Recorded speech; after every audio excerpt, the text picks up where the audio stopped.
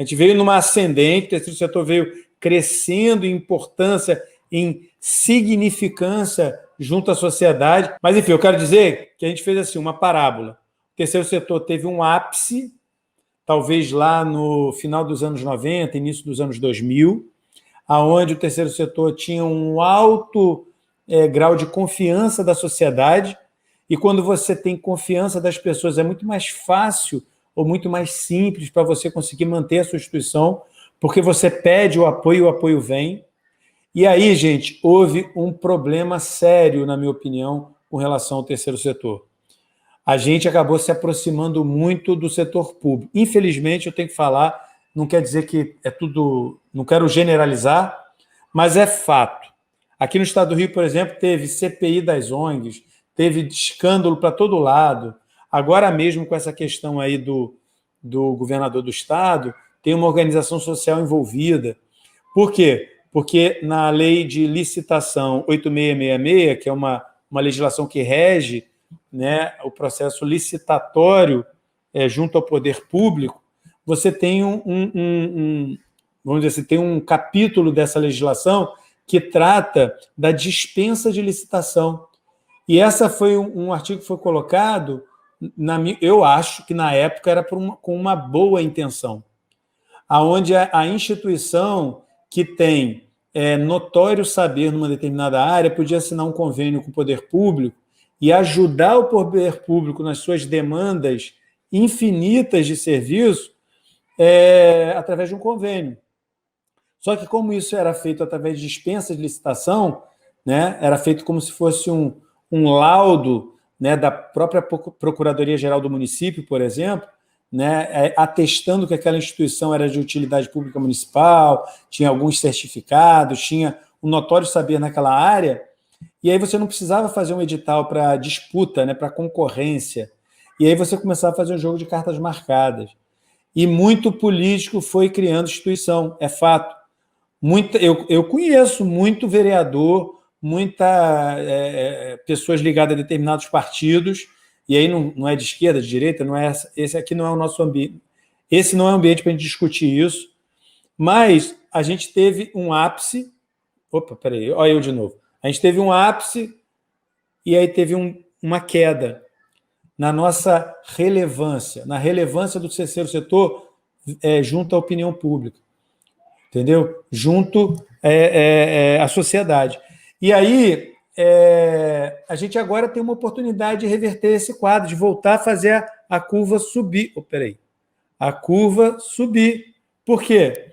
Porque é um momento em que a gente ativa na população o gatilho emocional da solidariedade, da empatia. Tá?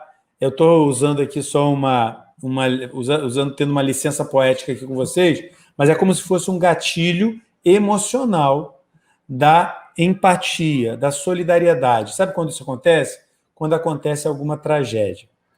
Seja uma tragédia ambiental, como foi Brumadinho, como vários outros que houveram, seja uma tragédia, um desastre natural, tsunami, maremoto, terremoto, incêndio, como nesse momento, onde existe uma tragédia de saúde pública. E num país tão desigual como o Brasil, a gente fica com a impressão de que... Como é que nós vamos conseguir, Alexandre, apoio no momento que está todo mundo sem dinheiro? Não se engane, nós somos um país que os 5 homens ou mulheres mais ricas, né, desse país têm um patrimônio equivalente ao de 100 milhões de brasileiros. Nós estamos num dos países com a pior distribuição de renda do mundo. Então, não tenha dúvida de que existe, sim, muito recurso disponível, seja de empresas, fundações, organismos nacionais, internacionais, federações, enfim, existe muito recurso, só que aqui tem um problema que é um ponto cego para muita instituição, e eu bato nessa tecla, e vou bater hoje de novo. A gente tem muita dificuldade, quem hoje é pequeno, quem hoje é uma microinstituição, uma pequena instituição, uma média instituição, ou uma instituição muito nova tem dificuldade de acessar esses recursos. Para você ter uma noção, no primeiro semestre desse ano, dados que eu coletei num grande veículo de imprensa agora na internet, antes da live, segundo esse grande veículo, que, enfim, trouxe essa informação, se não me falha a memória, da Associação Brasileira de Captadores de Recursos, só no primeiro semestre do ano de 2020 foram doados mais de 5 bilhões de reais. 5 bilhões de reais. Foram 320 mil doadores, num país que tem 220, 40, toda hora fala um número. Eu vou chutar aqui que é 240 milhões de habitantes. Eu não sei quanto é, mas é mais de 200 milhões de habitantes. Então, em mais de 200 milhões de habitantes, a gente teve aí um pouco mais de 0,01% que doou 5 bilhões entre empresas e pessoas físicas e jurídicas. E aí, o que acontece? Alexandre, como é que faz para eu acessar esses recursos, essa montanha de dinheiro que está sendo doado? Gente, a pergunta aqui é o seguinte: você é Coca-Cola ou você é tubaína? E esse aí é um ponto fundamental para você entender por que as grandes doações vão para grandes organizações. Porque como a gente hoje das grandes dores do terceiro setor, ou de quem vai querer doar para o terceiro setor, é a questão da confiança, da transparência, é muito mais fácil para quem quer doar, para uma grande empresa que quer doar para a Unicef, doar para a Unesco, doar para o Instituto Ayrton Senna, doar para a Cruz Vermelha Internacional, doar para a PAI, doar para, doar para quem já tem uma tradição, para quem é uma instituição, vamos dizer assim, de renome. E aí a gente tem que entender que quando você está num determinado momento da sua jornada, você está começando uma instituição, ou você você é uma instituição pequena, teve momentos bons e momentos ruins na sua jornada, é difícil captar essas doações. Por isso que eu falo que a nova era do terceiro setor não é de captar doação, captar recursos, mas de gerar recursos. E eu tenho dito que o melhor caminho para isso é você trabalhar com o protocolo da generosidade. É dando que se recebe. Nessa nova era do terceiro setor, lembra disso, gente. Você não precisa mais só gerar valor para o seu beneficiário final. Para as crianças e adolescentes, para as pessoas com deficiência, para os idosos, enfim, para os animais.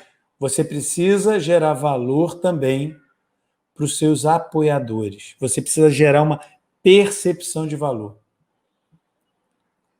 E esse é o nosso desafio. Por exemplo, o que eu estou fazendo aqui?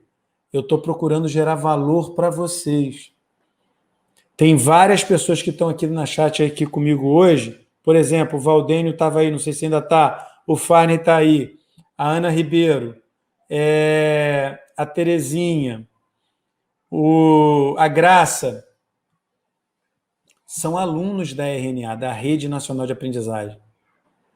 Então, é um processo de entrega. É dando que se recebe.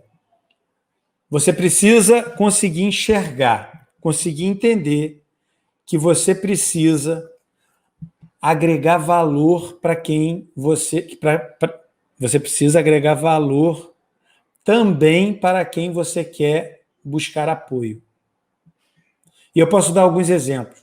Quando você faz, e você já pode estar fazendo isso, eu quero ouvir aí de vocês aí no chat.